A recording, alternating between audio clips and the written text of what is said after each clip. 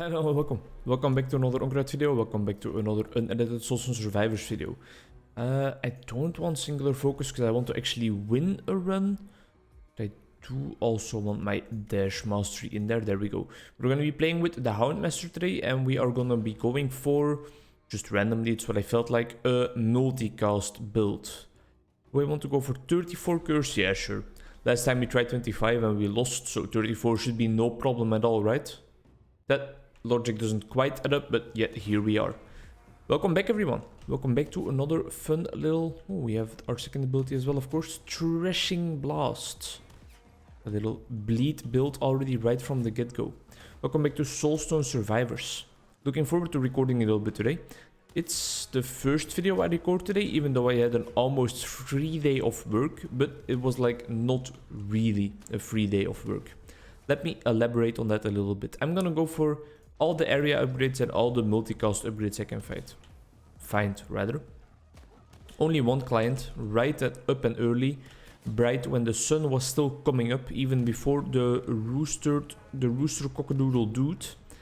I was down there in the trenches serving the needs of our people. A fun conversation, or well, a good conversation at least, with a client that I definitely don't mind providing some services for. Always interesting, always great to hear how she is progressing through life. And that was my workday finished nice and early. The rest of the day though, I almost spent like the entire day still doing work related stuff. A lot of administration, a lot of emails, and I said I was going for area, so that's what I'm doing. Additionally, a lot of work on my motivational letter to get into the therapy education next year. The education to become a client-centered therapist. We have of course been talking about this for a while on the Onkruid channel already. Let's go for a little bleed build while we are at it. Don't really want any of these. Frailty is always nice, but I should have gone multicast there because that's exactly what I set out to do. I just told you guys and now I'm already not doing it anymore, so that's not so good on my part. Let's go for frag shot. Why not? We're going a little missile projectile build as well in the meantime. A little bit of block power never hurt nobody. We're not investing too much into the defensive side of things probably this run, but a little bit of block power can happen, right? I definitely think it can. There we go. And it's an area effect upgrade as well, so that's beautiful. Do we need any of these or do you want any of these? I think I want something else. Storm of arrows maybe? Yeah, let's go for Storm of arrows. That's not frontal or anything, but we need a little bit of AoE around us maybe too. Just to apply some more bleed to everybody around us. Kind of finished with my letter of motivation, my motivational letter to get into that education that I was just talking about. I made a long version, a version that in some way, shape or form, I hope accentuates the fact that I am very motivated to join their educational program and to get into the program. I'm going to immediately get rid of my Storm of Arrows already. Damage increase for the blast. Yeah, we have quite a bunch of blast skills. I think we're going to try and keep this exact build throughout the rest of the run. Not worry about any of the active skills. Multicast for the burst.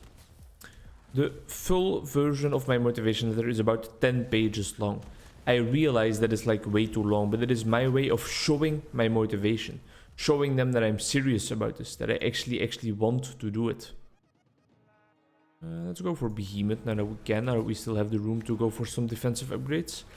But when I told one of my friends, she was like, I think that's gonna be like something they will not appreciate at all. And you should definitely have a shorter letter. And I didn't want to throw away my entire 10-page document because I kind of like was pretty proud about the things I wrote there. So I decided to make another version, a second version of the document. So now I have one 10-page document and then also one 2-page document, which is maybe still a little bit long, but I am a person that uses a lot of words to get at their conclusion most of the time. I think you guys have heard this throughout this YouTube journey for sure, that sometimes I use a bit longer words or a bit more words, a bit more descriptive words, a bit more repetitions with slightly different pronunciations and stuff like that, just to kind of bring my point home a little bit more. Or sometimes I make very detailed humor about like specific, I don't know, a specific movie or a specific actor in a specific movie, which also takes up quite a lot of, quite a lot of brain power and quite a lot of speech, but it's just the way I function, it's the way I communicate. And I would rather communicate with too many words and messages that are too long than communicate with too little words and messages that are lackluster, that don't actually give a nice portrayal of what you are trying to achieve with the message. Definitely a type of communication I am not fond of at all. Something I also tell a lot of my clients often, like there is never too much conversation in a relationship. And that can be any kind of relationship, just like between two humans, you know? There is never enough communication. And I think between two pets as well, there's never enough communication, you know? You never have had the last discussion with your dog about geopolitics and the implications of the power crisis in Europe because of the war in Ukraine and Russia. Sometimes you just have to tell Blackie or Woofy like, hey, we need to discuss this right now. That might sound extremely racist, by the way, but like Blackie or Blackie is a very, very common dog name here in Belgium. Especially because like a bunch of dogs have a black colored fur. They also have boots with the fur, but that's less and less referenced throughout the dog names, throughout the years, really.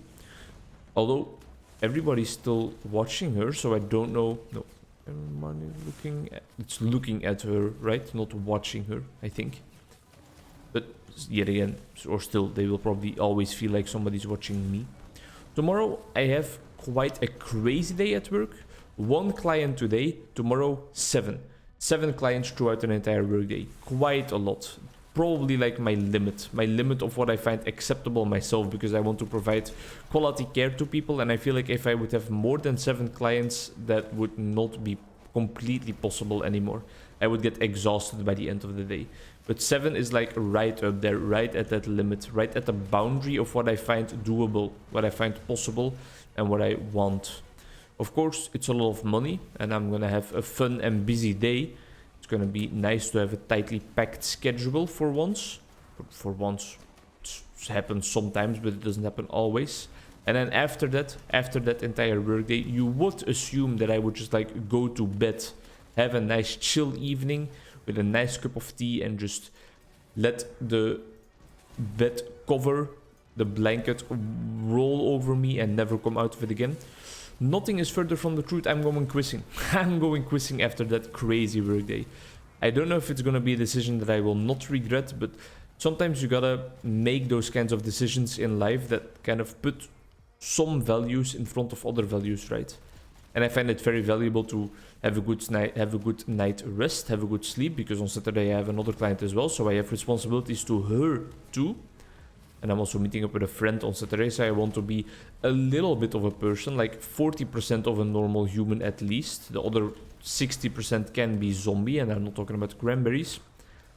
But either way, I just have to make the decision to realize that that quiz hobby, that learning about trivia knowledge and drinking a nice beer together with my buddies of the quiz equipe that I'm part of, that is way more valuable than having a good night's rest every single day of my life, if that makes any sense, you know.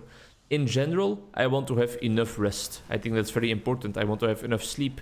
I also know that for learning purposes and for just recovering as a human being, but especially also for like learning purposes, having enough sleep and being well rested throughout the night is one of the most important factors to actually consolidate the information into your long-term memory, to give your hippocampus the chance to actually store what you learn throughout the day. So that's why I definitely value sleep. And I learned to value it throughout the years. I didn't used to value it at all when I was a kid. The only thing I valued then was playing one more League game, or getting one more diamond on Minecraft, or getting one more Hearthstone win, whatever game I was playing at the time. Ooh, a little multicast, never hurt nobody. Now, I realize that being in bed on time, chilling with my girlfriend together a little bit for a second, and just going to take a nap together at a nice time point so that the next day I can function as a human being and as a clinical psychologist / therapist it's way more important and it's way more valuable. It's always going to be more valuable than that one extra league game you can play, because 9 chances out of 10 you're going to get a Shaco and the enemy team that gets 15 kills and 0 deaths. Your Yorick top is just going to feed his absolute little tushy off and you're not even going to have a fun time at all. So being in bed nice and early and having a good night's rest is way more valuable towards everything. Towards my goals, towards being a pleasant person to be around. Just, it's a nice approach to life in general. Having a healthy lifestyle. It's the same with like eating regular healthy food instead of junk food, right? At one specific split second, it might seem like a good decision and something you derive value of. Like the very start of your night, for example. You might, for example, think like, oh yeah, that was such a good pizza. I really enjoyed that. That really made my night. And then when you're at the when you're in the bathroom on the toilet at 4 in the morning and you're just absolutely shitting your brains out through your anus, you're like, you know, maybe I shouldn't have ordered those extra cheesy potato wedges. Maybe that was a little bit over the top. But then again, I'm glad I ordered those chicken tenders with barbecue sauce, you know. It's decisions in life. Everything in life is about decisions. Something I've been reading about a lot recently as well because of some of the subheaders in the book that I'm still reading. Existential Therapies by Mick Cooper. I don't even need to talk about it because you guys know that I have been reading that book for months on end. And I'm very slowly progressing through it. I've read some other books in the meantime completely though, but either way I digress. It is also about choice and how existence and choice is a very important topic in existential therapy and in our existence as humans. Choice always is implemented together with limitations, you know. I choose to be recording Soulstone Survivors right now. That means that I can't record a psychology video. That means that I cannot be reading. That means that I am not watching Bob's Burgers together with my girlfriend. It's a choice I make, and there is always a limiting factor. There is always something you have to give up when you make a choice. And that's okay. You need to accept that and fully commit to the choice you have made. Because if you are constantly living in existential guilt and existential fear because of the choices you have made and the choices you missed out on, the options you missed out on, you are not going to have such an enjoyable life. Definitely makes a lot of sense, but it's something I sometimes gloss over too easily.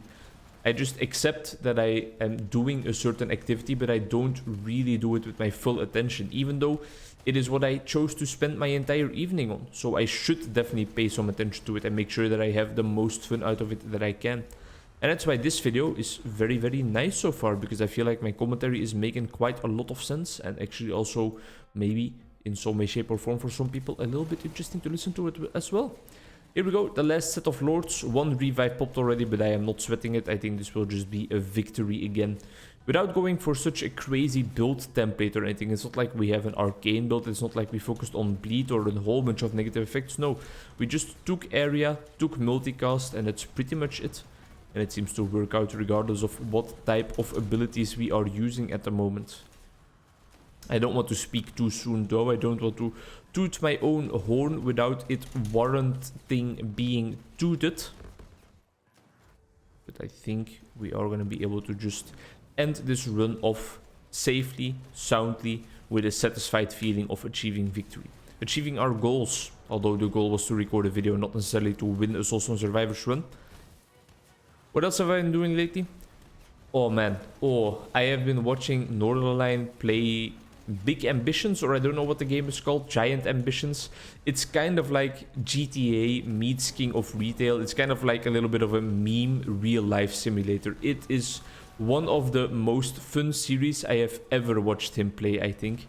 Holy shit, I am just consistently laughing my ass off throughout those entire videos. It's insane how funny he is. Whenever he gets out of the car, for example, because you need to like actually park next to the sidewalk in a designated parking space on that game, and another person, an NPC, travels past him and almost runs him off the road. He's always like, hey buddy, I'm walking here, come on man, you want to pay for my hospital bills? This Canadian roots start to rise up and come into play, something that normally is hidden away quite well. Thank you very much for watching, hope to see you in the next one. Bye bye.